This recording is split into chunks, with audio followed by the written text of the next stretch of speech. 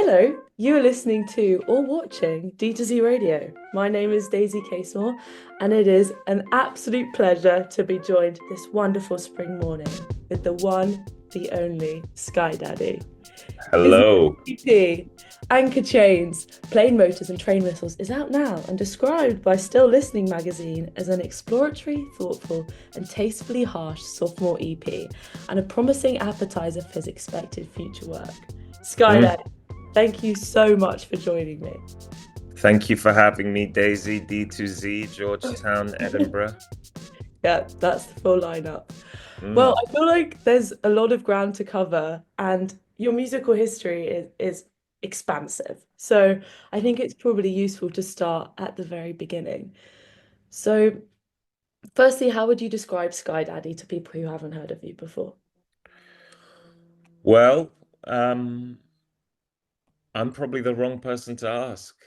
It's constantly evolving. It's just me as music.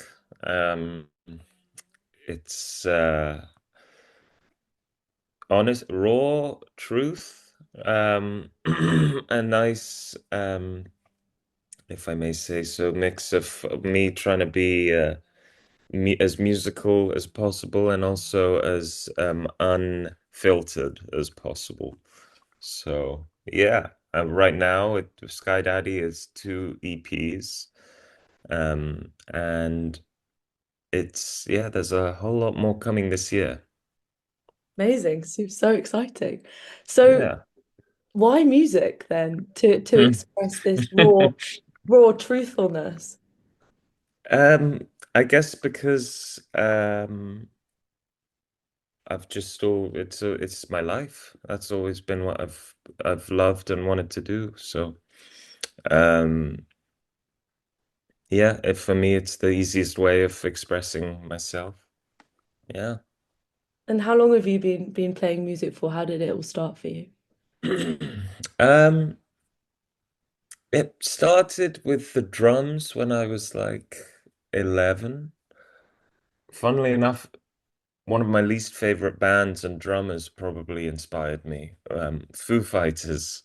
I Oh, saw really? them. I saw them when I was 11 at a festival in Hyde Park, and I was like, that drummer's having the best time. I want to do what he's doing. And so I did that. And then the drums we lived in a flat. I wasn't gonna have drums, so um, I got a guitar instead. And then yeah, Led Zeppelin, Bob Dylan, all the 60s. I watched the film Almost Famous, Yeah. and that opened up like a whole world of music for me. And then in my late teens, I kind of put down the guitar for a while, and I was more into like beats, hip hop, um, electronic music. And then I guess when I was about 19, I met like some people who I still play with and collaborate with, and we started a band. And then I got back into it was only really then that I actually started writing songs um with lyrics and stuff. So yeah. And And now for yeah. for the early lyrics, when you first started, what was that experience like from writing on music to then starting to write lyrics? I think it just took listening to a lyricist who I resonated with and really liked and thought, oh, I want to write songs like you. And I guess that came from people like Randy Newman and really Jonathan Richman was the big one for me. Um, so yeah, I guess that I like the sort of mild comedy, I guess, in their lyrics, the irony and the just the passion for life. A lot of their songs are about things they really love, um, in a kind of infantile, uh, with a naivety about it, which I really liked. Hmm. Mm. Yeah, I'm definitely keen to ask you about that lyricism later. Um, Mm. But just going back to Skydaddy as an artist, Mm. do you consider yourself as per the influences you're just listing as a singer-songwriter or as a folk musician? Where do you think that you think you belong to any musical tradition? I mean, when people usually ask me what kind of music it is I make, I say folk rock. Sometimes if I'm feeling pretentious, I say art rock. Okay, nice. Um, just because I don't know if folk rock is that accurate. I guess I'm a singer-songwriter, but that comes with its own um, implications, which I don't particularly. I think of people like Passenger and Ed Sheeran when I hear that word. So I don't know. Yeah, I'm just gonna stick with folk rock for now. Okay, okay, Mm. solid. So let's talk a little bit about Randy Newman, and I know you mentioned the Velvet Underground in other interviews as well. Yeah. Artists, yes, why do you think they were so impactful on you, and what do you think they were doing that other artists didn't do? Um, I think, well, Randy Newman, I got into him. I lived in Russia for a while, and I was starved of anything Western. I didn't, back then I was a total Luddite. I didn't have a laptop or a phone. Um, so I really, whatever I could get my hands on that was un-Russian, I was very homesick. It was like gold. So I went to a flea market and I found the album Sail Away by Randy Newman, and that for me was like such a it was just all American to like a vulgar and offensive degree at times. But I don't know, it's he does everything you want him to do in a song, um, in terms of arrangement and resolving chord changes and just really just warm hugs of songs. Um, but at the same time, he's a very idiosyncratic songwriter and lyricist. And yeah, he had the right type of humor that I really was craving in music at that time. And it was this around the same time I started listening to well, I'd been listening to Jonathan Richman for a while, but what when I was in Russia, I got the album I, Jonathan. And I actually think the song The Velvet Underground was a big song for me. Um, because I was like, oh my God, he's just like he loves the Velvet Underground. And he's so unaffected in this song about how much he loves them. Um, and I heard that song and I went on to write a very early song of mine, which was about hummus. And it's called a Homage. And it was just like a very easy, unchallenging song about how much I like hummus. Yeah. Wonderful. I was going to ask you which artist would you write about, but I like that it's now hummus instead. I think that's I'm penning I'm penning an ode to the Beatles right now. oh Um, wow, exciting. yeah. So that's Um I mean it's an easy one, but there you go. yeah, I just was listening to The Beatles by Famous. I don't know if you've heard that one. Oh yeah, I love Yeah, that song. yeah, Mm, it's a great song. mm, So okay, that's very interesting. mm, I also wanted to ask you about, and I've been thinking a lot, reading a lot of your interviews, and I've been thinking about how tradition and originality work together and clash. I'm really interested to ask you, what do you think is valuable about tapping into this past canon, and what can you get from that, which you can't get from learning from your contemporaries, and vice versa? So, mm.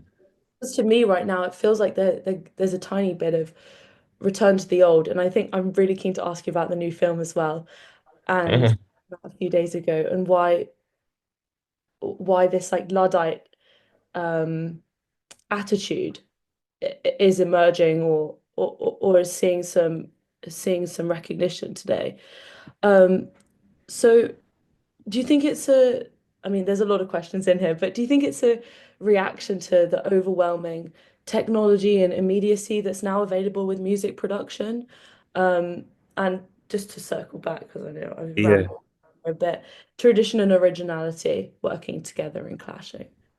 Yeah, that's a good question. Um, I think probably there's a collective understanding that the modern world is making us worse in ways. It makes us better in many ways, but um, these afflictions like anxiety and depression, maybe people are.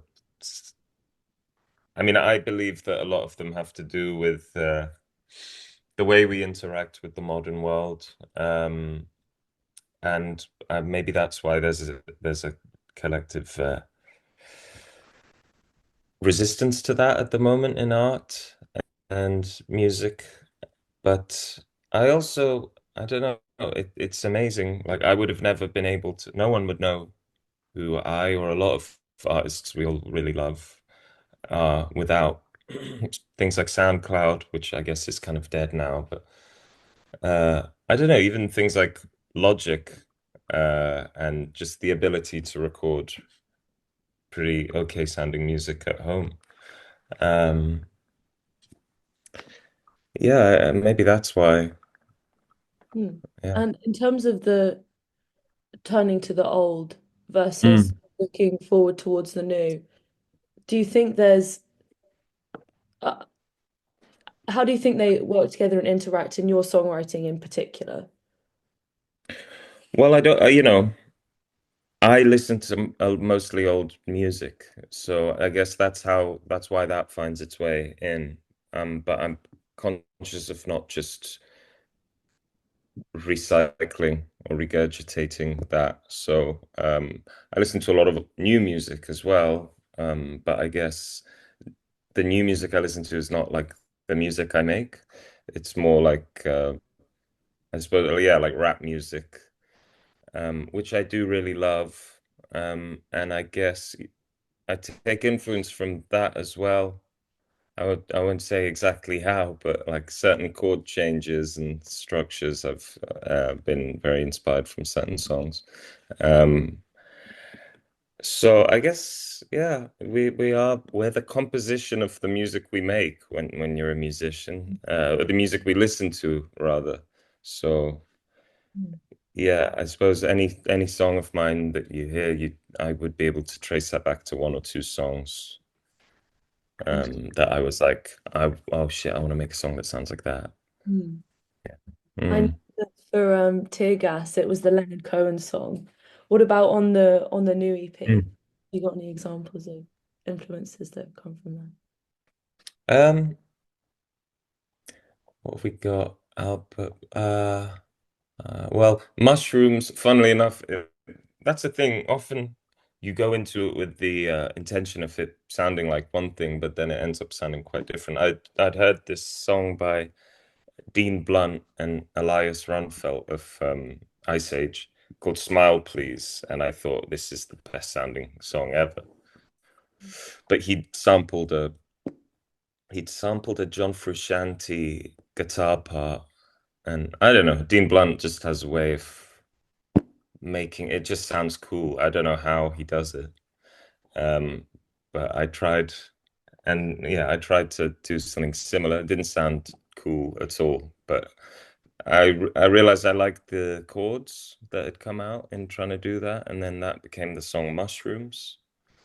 Um, yeah. Albert Bridge, I was listening to the album A Tabua de Esmeralda by Jorge Benjor, and that for me is like one of the best sounding records there is. So yeah, I guess I was trying to emulate that. Yeah. Wah Wah by George Harrison. I took those chords, and those are literally the chords for the end of Age of Empires. Oh, great. So, yeah, Oh, very nice. yeah. Shouldn't say that on radio, probably. Oh. No, it's good. It's bricolage. You're interacting with the canon. I think it's the right. Yeah. Oh, yeah. Amazing. It was so interesting to see how it's evolved. I also love the guitar tutorials that you create on YouTube. Those are great. Um, Thanks. Oh, I mean, good. Okay. I thought trying no to one learn. watched those. Oh no, yeah, keep them coming. They're great. Okay.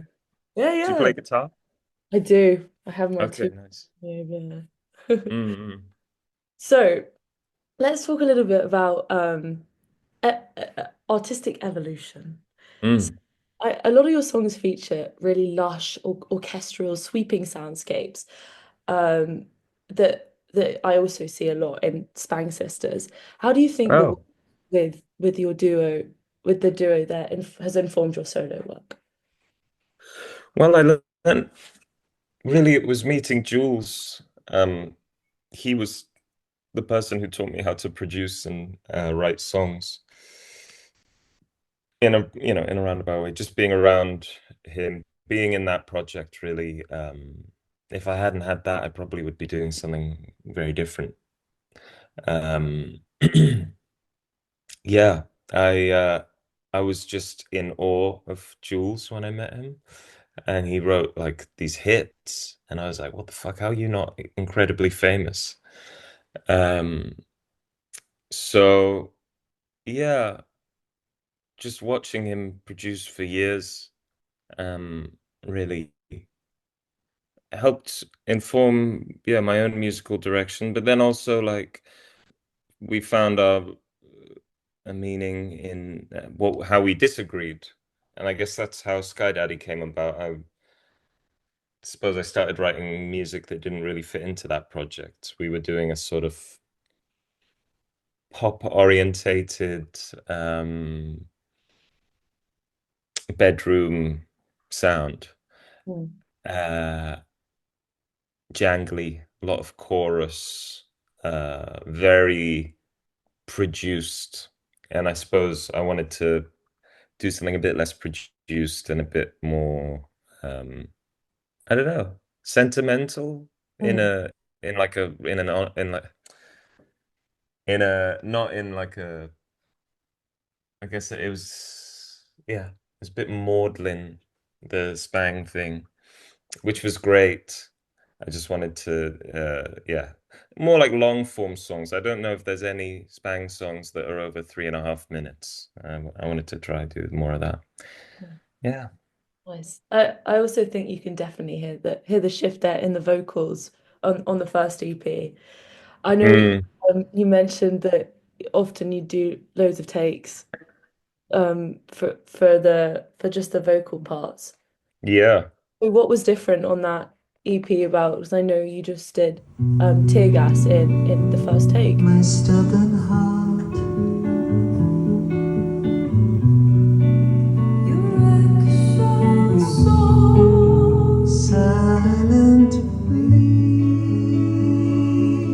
You moan a mind unknown,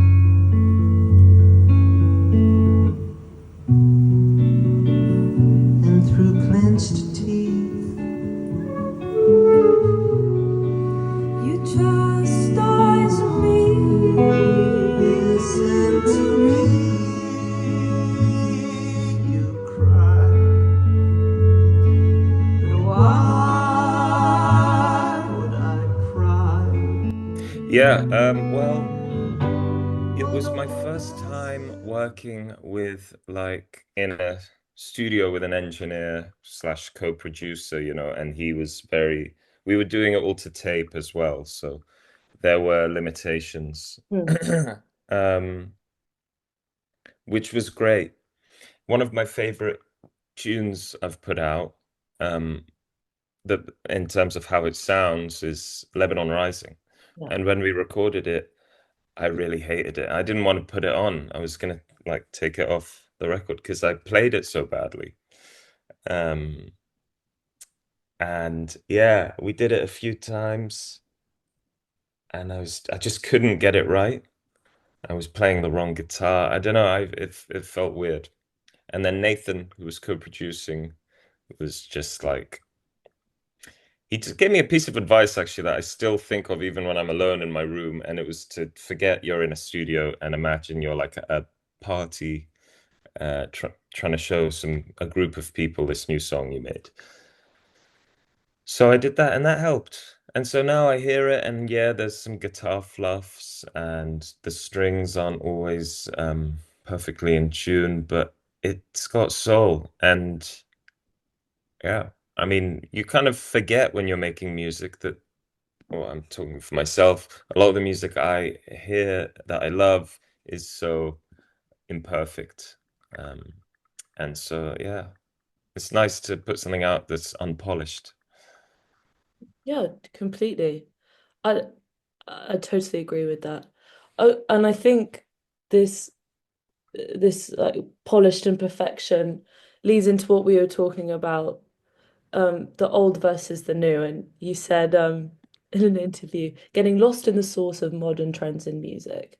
And I think a lot of it, a lot of what's coming out right now is very produced and Yeah. polished and perfect. So it's really refreshing to even hear you say that about the recording process. And I Mm. also think the EP would not be complete without it. I think it's a beautiful song. Oh, thanks. So let's talk a bit about the shift then from Pilot to the new EP because they definitely have very different sounds. Mm.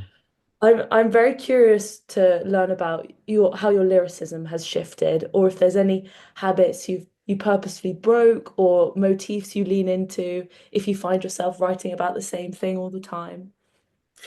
Yeah. I well, it's the second EP, the second record. The first EP, some of those songs I've been sitting on for maybe a year or more. Tear Gas was like 7 years old. So Wow. I don't write songs even remotely like that anymore. The second record, as is with a lot of artists, you kind of have a bit less time. Um, and also that record for me was more of an exercise in composition. So I think I probably put less I put less into. I mean, obviously, yeah, the lyrics are still very. I bang my head against a wall for a while thinking about them, but I guess that's the distinction. Whereas in the first EP, the lyrics came out at the same time as the chords because I had something more to say lyrically. The second EP, I think I wrote the chords first a lot of the time, and then I was like, okay, what do I sing about now? And that's not a very good for me. That's not a very good work flow if you want to get a song with that, you know, that you really care about the lyrics.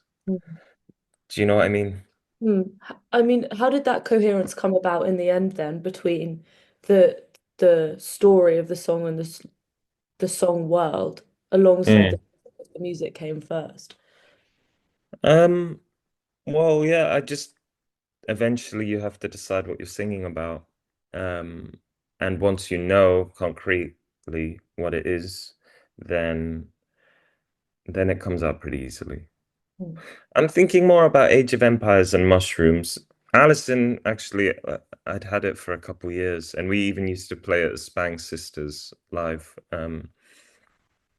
It was just some stuff that I wrote on a plane once. I'd say most of the times that I write lyrics I like is when I've been away somewhere inspiring, and I had just been to Lebanon, and I was very inspired, and so that. And then the second half was originally going to just be instrumental, but then when we got to recording it in the studio, again, I was working with the engineer, co-producer Balash, and he was like, "You need to write lyrics for Hmm. this part," and that was literally, I don't know, I just forced them out. I went into another room and forced them out very quickly, and yeah. Ah, I just had to put myself back in the the space where I wrote the other lyrics, which was on a plane. Uh, yeah. I guess it's There good you then go. to lock yourself away because confined to a plane, you have nothing else around you, no Wi-Fi or anything like that. No, yeah, exactly. It's nice. Mm. I, I always think about Joni Mitchell's This Flight Tonight whenever I'm on a plane and thinking about writing anything. I've Yeah. just And I've never been able to be productive on a flight. I don't know why. it's funny you say that. I also think about her because both sides now, she wrote on a plane. I've looked at clouds from both sides now. It's nice sentiment. I know that you're very ingrained in the scene, what's going on right now, especially with the works in progress nights. Mm. So I'm definitely interested to hear your state of the nation uh, opinions about everything, how the scene is right now, and if there's anything you could change, or or what should be celebrated at the moment. Um, well, that's a good question. There's so much good stuff coming out. It's so exciting. One thing I've been thinking a lot about lately is uh, how little time there is for artists. There's so many people who I've just seen around, and they'll do a few gigs, and then they're either in another band or they're in a full-time job, and they just don't have enough time to culture what could be a really great thing and a really successful project.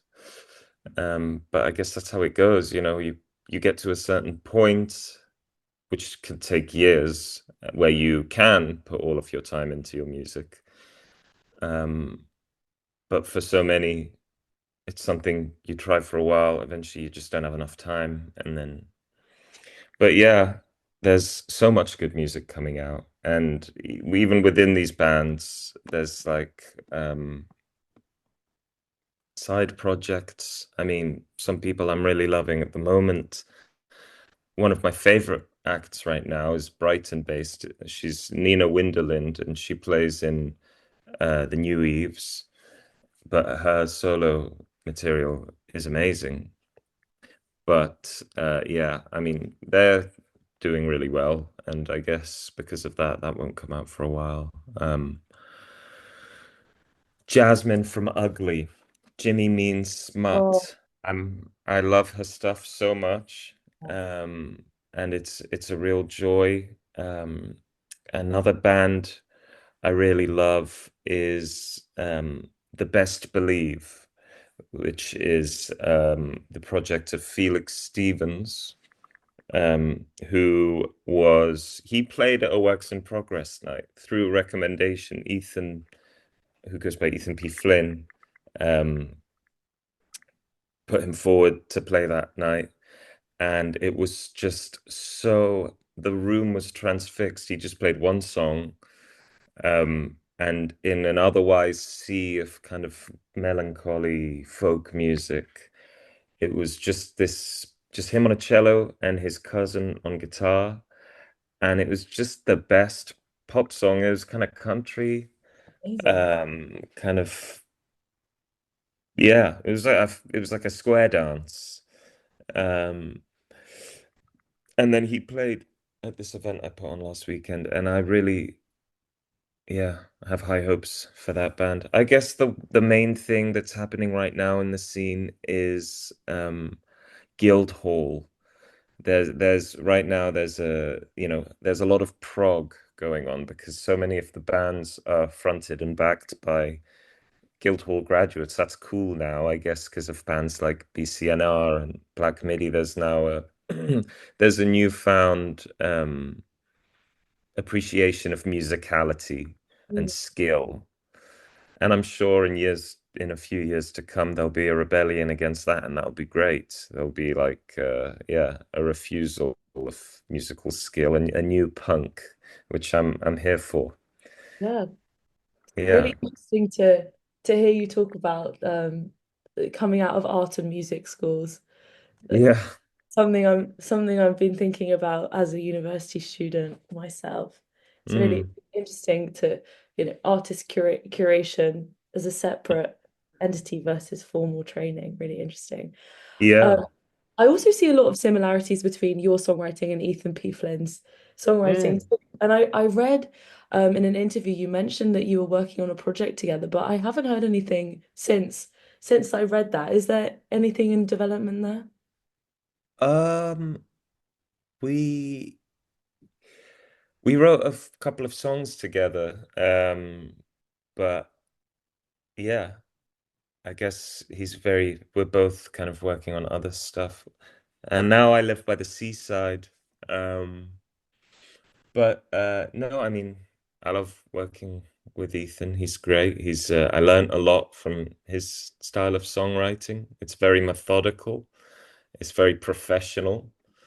Um, yeah, and I would like to do more. We haven't done that in a while though. But he's focusing on another great project which is soon to explode called Silver Gore, um, which is him and Ava. Mm. Um, yeah, no, I'd like to work with him again. Mm. Would you call your songwriting professional and methodical, or how would No. no? How would you describe it? Well, I guess the distinction is with when we worked together with Ethan, it was like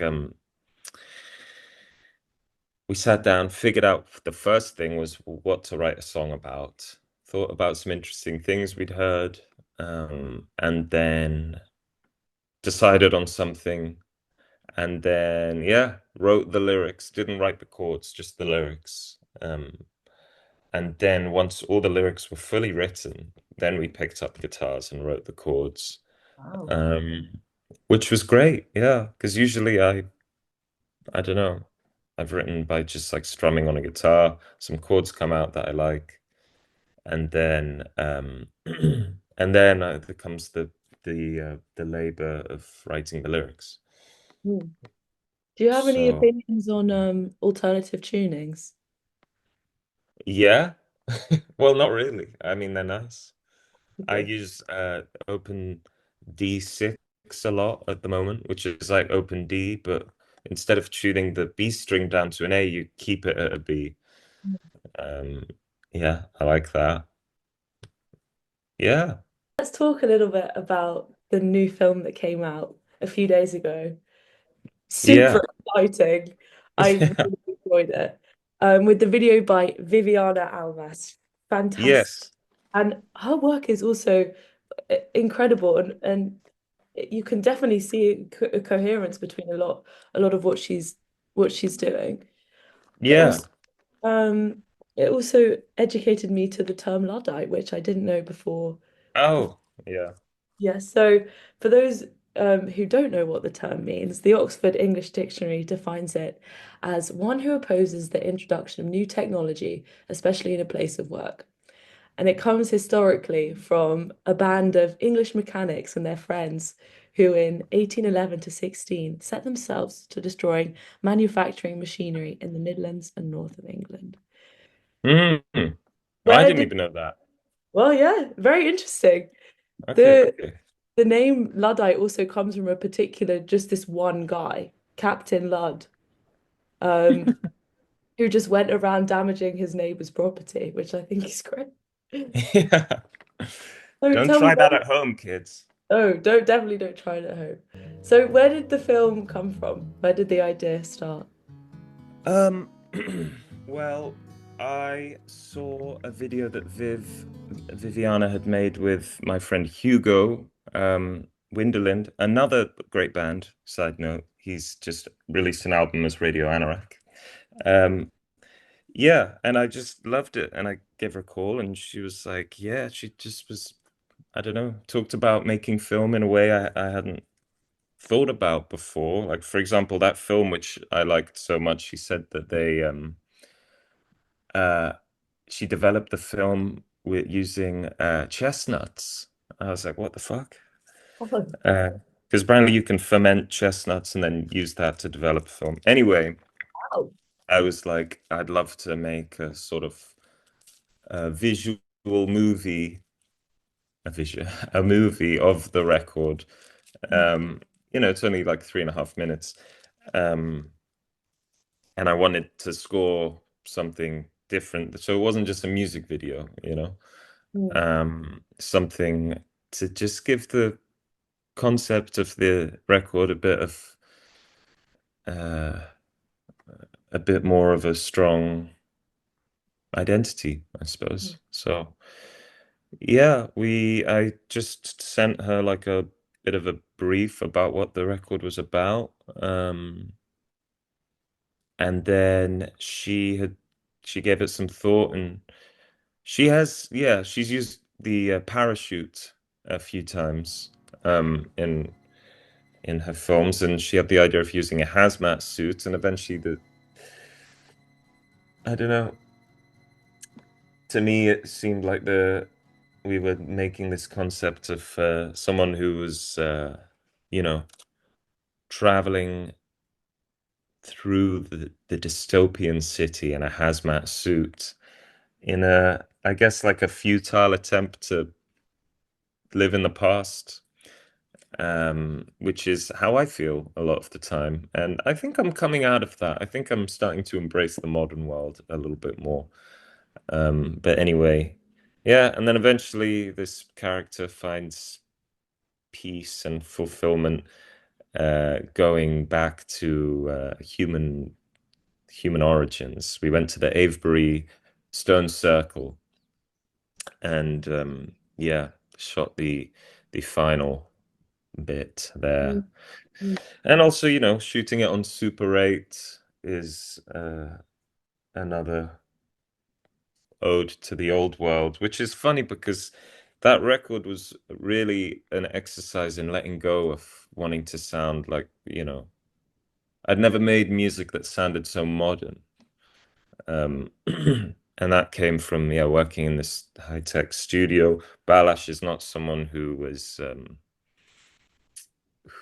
uh, concerned with making music that sounds old or lo-fi. He's a very hi-fi engineer. And I decided to, yeah, embrace that, which was hard, but mm, it was an exercise, and I'm glad to have done it. mm. And you still get the clash, or not the clash, but the working together of the lo-fi versus the more crisply produced, maybe is the way to say it, with the film and the remake of Age of Empires. Yeah. So I So the think remix you've was still got. just, oh, sorry. Oh no, Mm. sorry, go on. No, I was just gonna say that the remix was just slowed down on a tape machine and with taking some of the elements out, and yeah, made it sound a bit older. Obviously, it's very grand, Hmm. but yeah. I would love to see a Skydaddy score of a feature, or see what you do with something like that. That's the dream. Yeah, Yeah, one day. Yeah. I hope so. I hope so. I don't think I could do that from home though. I'd have to get like a group together. Mm, mm. Mm. Even your work with choirs is really interesting. I like. Yeah, I love it. I love it. I mean, it all came about actually because when we did the music video for that morning, Oh um, yes. we had a scene where all these just every all the extras sort of stood in a circle holding hands, and we just improvised backing vocals, and it was the best Mm, feeling ever. I was like, what the fuck? It was like mm, surround sound choral arrangement to my song. I'd never felt that. mm. Yeah. I don't know if you've heard of Janet Cardiff, but she No. does this experimental sound design where it's almost a mirror of that morning music video. She gets separate speakers and positions it in an exhibition. Each speaker has a separate recording of a different choir part. And the person who's going to the exhibition can stand wherever they want and take in different experiences of the choir, which I Oh, think, cool. yeah, it's really cool. It's really cool. She's Janet total Cardiff. boss. Yeah. Yeah. I'll write that Definitely down. recommend checking her out. Have Okay, you so been? sorry? Have you been to that exhibition? No, I haven't. I haven't. She's American. I know she did like a walking through sound project on Edinburgh, but a lot of her stuff is based in the US. And I think she does some stuff at MoMA too. Mm-hmm. Cool. Yeah, very cool lady. Hmm. So we're coming to the end, but I have Yeah. 5 questions that I'd like to ask. Don't Mm. think about it too much. Sure. Okay, here we go. Album that deserves more attention. Um, like a contemporary album. Any album ever. I'm gonna go ahead and say Radio Anorak Rememberer. Okay. Most overrated album. Oh. You see, the first one that came to my head, I thought, and then I thought, actually, no, it's not overrated. Um, but I would, yeah, I was gonna say Dark Side of the Moon, but that's not true. The most overrated album ever. Shit, I'm stumped, Daisy. And Uh, pass. You can pass if you want. how about you know who's an overrated band to me is Queen. So I'm gonna go ahead and say A Day at the Races by Whoa. Queen. Okay. Okay. I don't know how the people are gonna feel about that. Sorry everyone. Favorite venue you've ever played? Um, Arminius in Rotterdam. Very nice. And your dream venue to play? No budget, no time. Like you can go back to ancient Rome if you want. Uh, wow. Oh, I mean, yeah, that changes all the time. Uh, for a while it was Earth in Hackney. Um, I would still love to do a headline show there. We did a support show there. Um, at the Earth Theatre. It's such an incredible room. I saw Caroline play there, and it was like Yeah. fucking uplifting. Wow. Um, so maybe I'll just say that, yeah, to do a headline show there. No. Mm. And your dream collaborator, alive or dead? Uh, Young Lean, Acoustic or electric? uh, Electric, Hmm. One instrument to play for the rest of your life. a piano. Okay. Your favorite key to write in? I know you already said D6. Uh, I'll say D because I think that compliment for me that my voice sounds best in that key. Nice. Okay. Worst cliche in lyrics. Uh, down on my hands and knees, begging you please.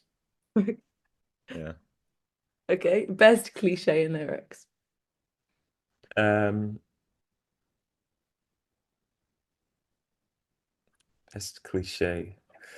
Uh,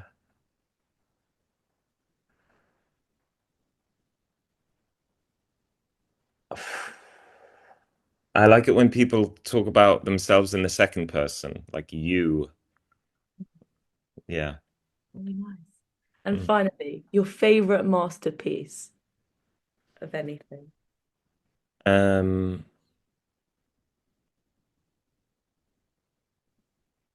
my favorite masterpiece. Well, that's subjective, I guess.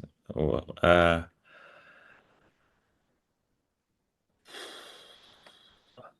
thinking of a painting. Las Meninas by Velázquez. Okay. Mm. Okay. Well, thank you so much. That brings me to the end of my questions. Although I do want Okay. to ask, although I do want to ask actually, are there any exciting projects coming up or things in the work that we should know about? Um, well, I've got a single coming out with my friend Tony, who goes by Janbo.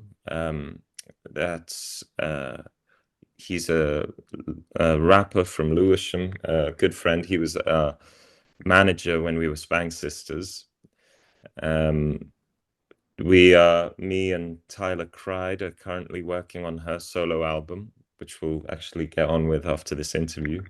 And I think she's an incredible songwriter, and I'm so excited for that to come out. We're recording it all onto a 4-track. Wow. Um, yeah, and the album is being written as we speak as well. So How exciting. Oh my yeah. goodness. Mm. Well, Skydaddy, thank you so, so much for joining me. It's been an absolute pleasure. Thank you, Daisy. Thank you, Radio. Thank you very much.